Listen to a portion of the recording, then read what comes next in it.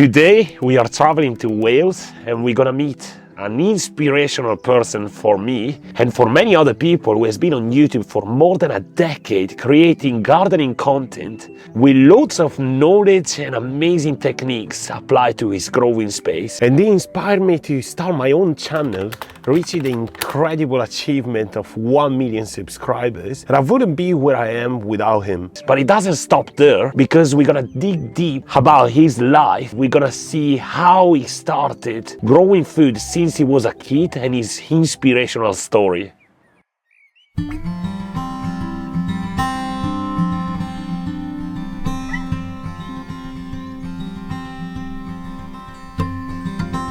So my name is Hugh Richards. I am a very passionate gardener, very much driven by curiosity, and I'm here in our new kind of permaculture growing site, which is on 7 acres of land to develop.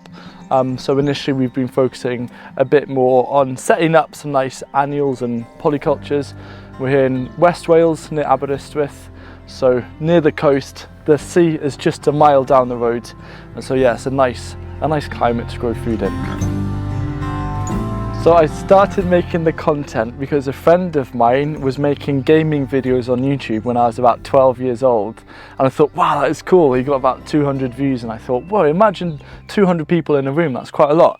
And so I thought, you know what, I won't do gaming videos because I don't want to like step on his toes. So I'll do gardening, which all of my friends thought was very, very, very odd.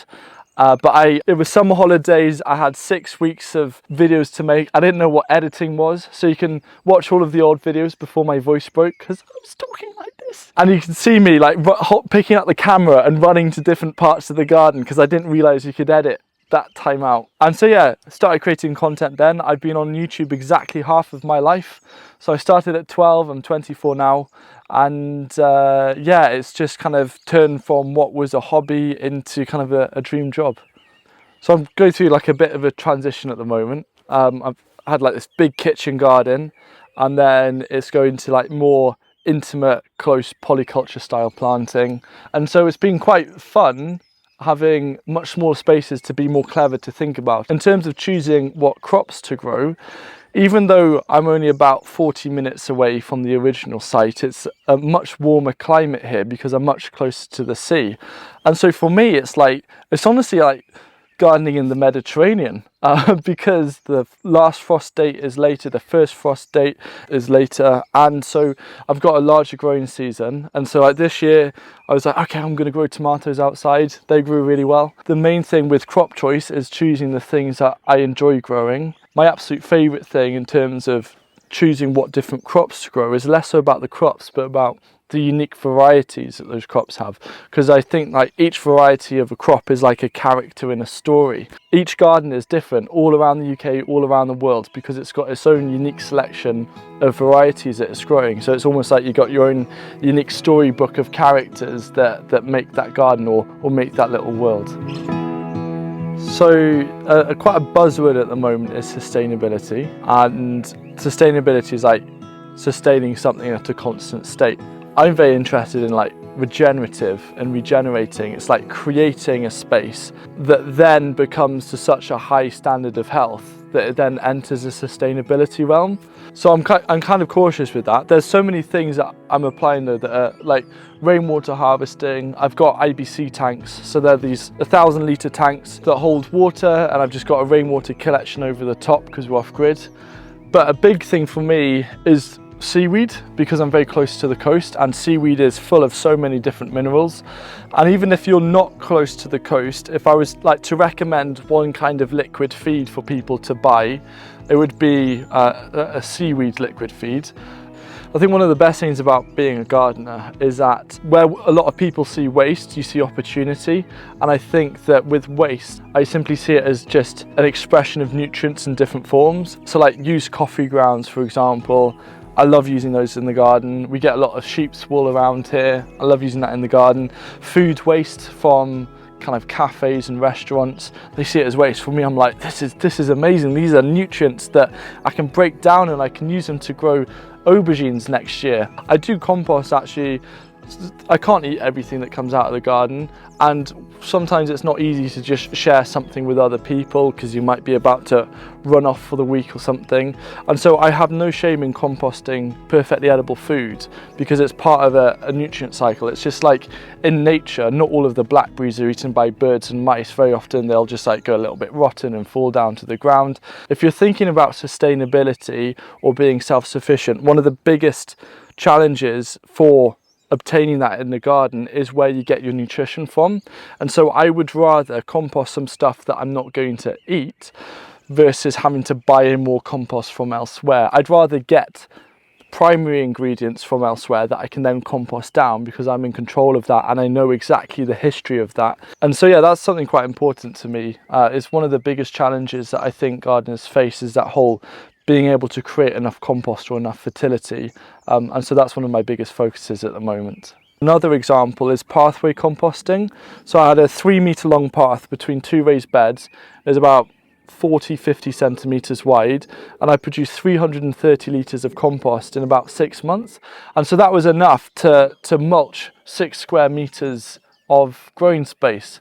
The compost pathway idea came about from a couple of things, because a friend of mine, Liz Zorab, she mulches her garden with wood chip, and then after like 2 years it breaks down and she uses that. And I thought, what if you could like make a super duper version of this where you treat it a bit like a compost bin, and so you're putting all of the different ingredients on the pathway. You can still use it as a pathway, but that's one of the biggest challenges that people have in a small space, is trying to justify having a compost bin, because you're like, oh, I could just grow stuff in it.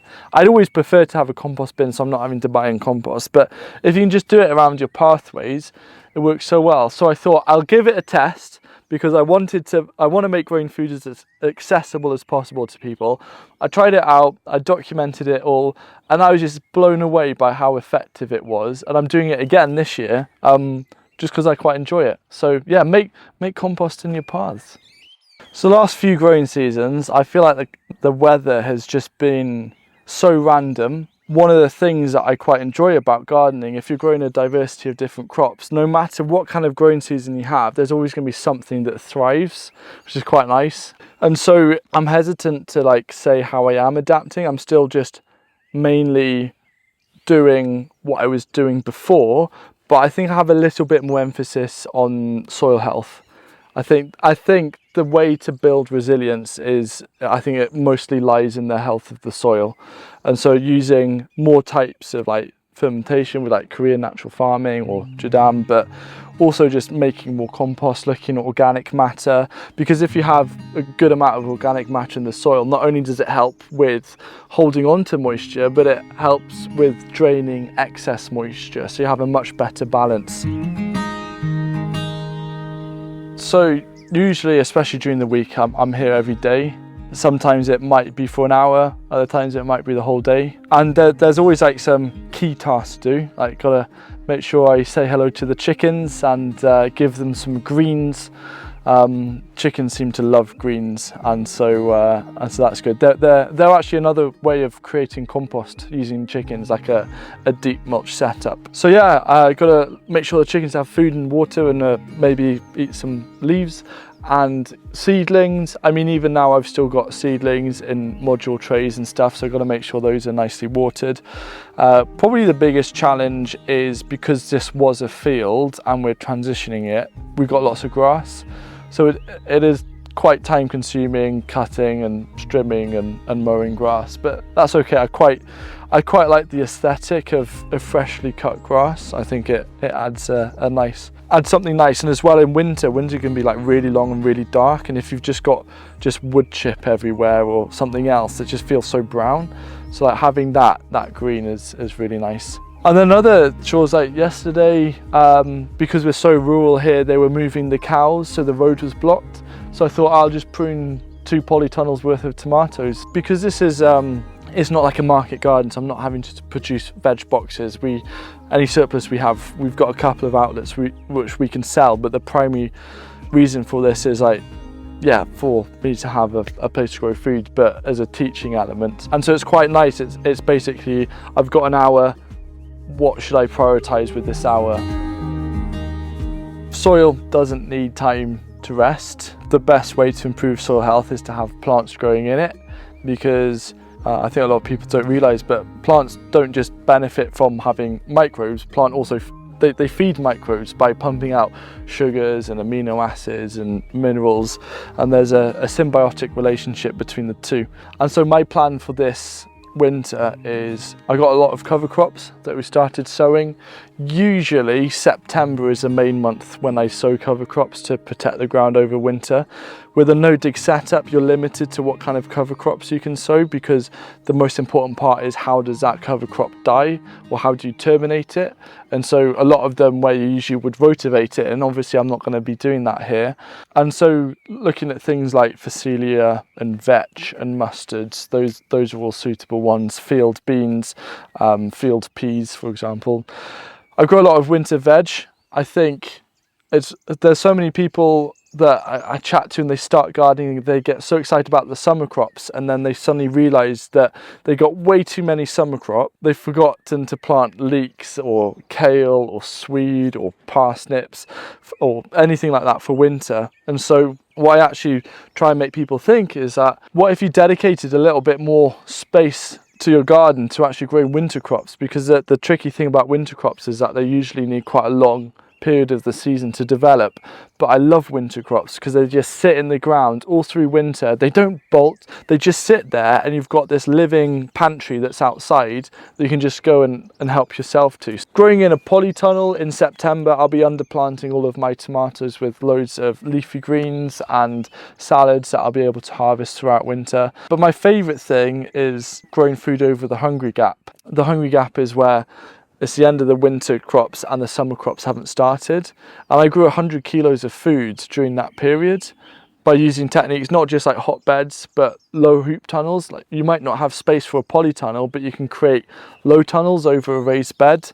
And it's also about choosing varieties that grow really quickly, but also understanding things that give you multiple types of harvest. So like purple sprouting broccoli, absolutely beautiful crop for the hungry gap, but you can also eat its leaves as well, a bit like cabbage. And so yeah, it's being clever about what you think and choosing fast growing varieties. But if the planning is right, a hungry gap shouldn't exist. There should be no such thing. But it is that tricky thing of planning and always trying to think ahead and finding space.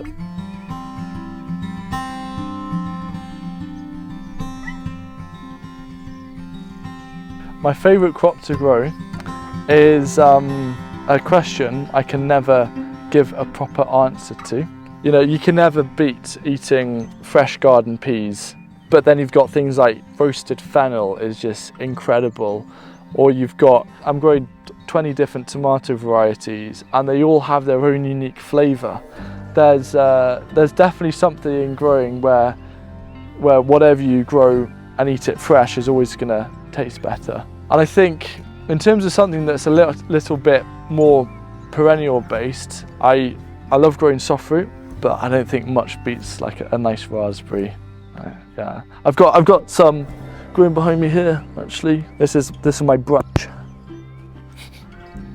The main tip that I'd give to someone who's never grown food before is, all over the world there's going to be a gardening community, be it in your village, in your town, in your city, it might be your local allotments. And I don't think anything actually beats going down to your local allotment or turning up to a meeting at your local gardening club and just speaking to people who grow in your area. The thing that I love about gardening is that we're all wanting to share our tips and advice. The single best thing, or the single best harvest that you can obtain, the best yield you can obtain, is knowledge and skills.